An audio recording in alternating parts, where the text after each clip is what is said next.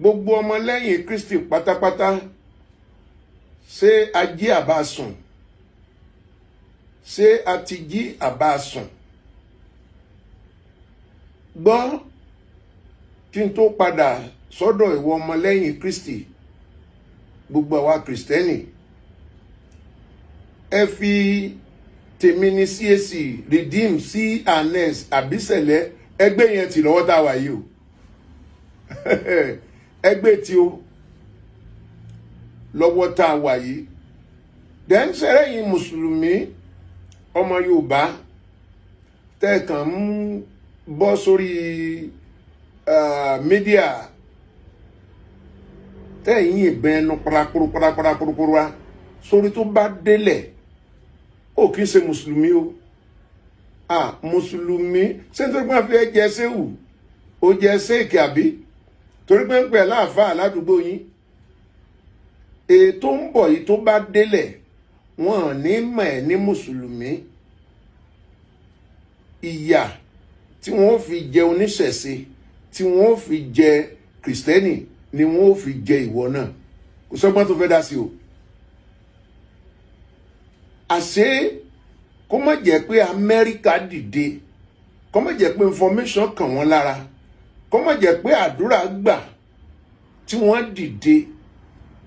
Àṣé plan tí àwọn èèyàn yìí ní fún wa ní òṣèlú tó ń bọ̀, àṣé plan tó lágbára gidi ni. Mi ò rò pé o gbọ́rọ̀ mi yé dáadáa. Plan yẹn ní agbára gidi gan. Àṣà kan tanra wa jẹ ní ọmọ Yorùbá ní gbogbo àdúgbò wa ń bì yìí. Àṣà ń tanra wa jẹ ni. Àánú ẹ ṣe mí.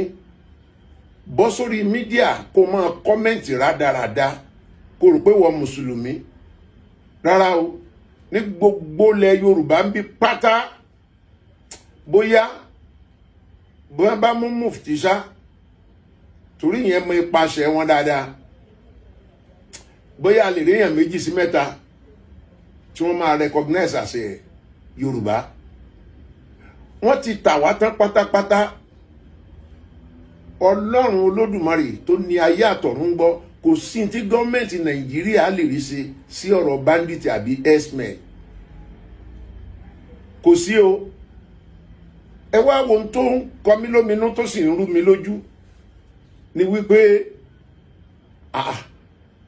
Ọmọyẹlé Sowore ó ṣèwọ́de kíá wọ́n palẹ̀ rẹ̀ mọ́ wọn gbé. Ó fojú balẹ̀ ẹjọ́ kan tó tú sílẹ̀. Sunday Igboho lórí pọ́njà wípé ẹ jẹ́ ká pín kọ́mọ Yorùbá lọ lọ́tọ̀, ó ti di wanted. Kanu, Nnamdi Kanu ó wà ní àtìmọ́lé lórí pọ́njà wípé Biafra fẹ́ wà.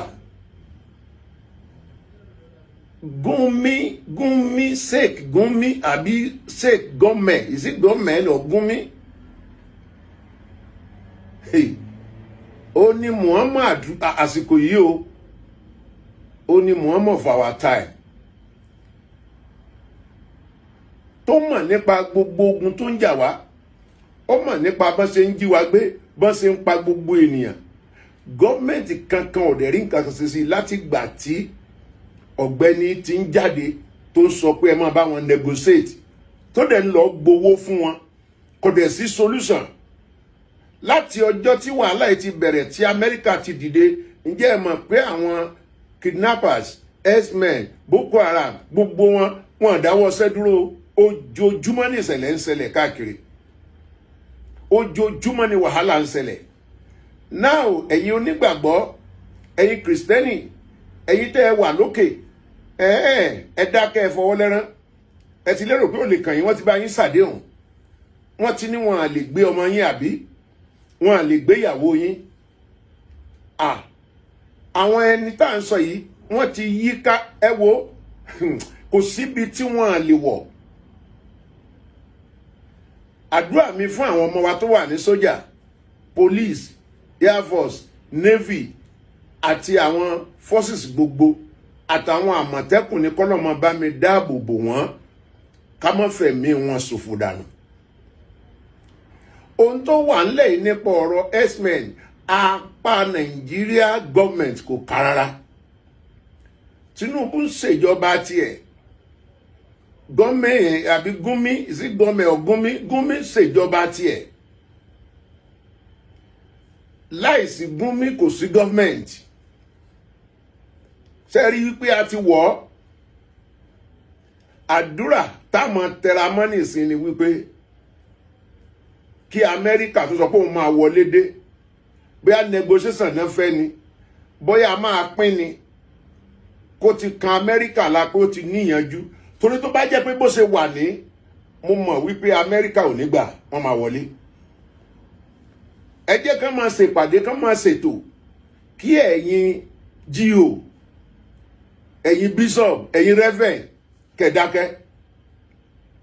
Wọ́n lẹ́ni tó gbé information yìí sí reverend Ezekiel whatever, wọ́n ní wọ́n ti kidnap ẹ̀. Gbogbo wa dẹ̀ dákẹ́.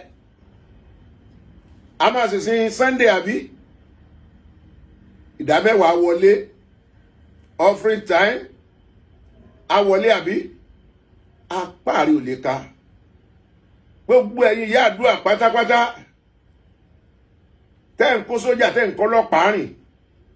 Ṣé ẹ rántí pé àwọn ọmọ àjọ yín kò sí tó fẹ́ protect wa ju Ọlọ́run lọ?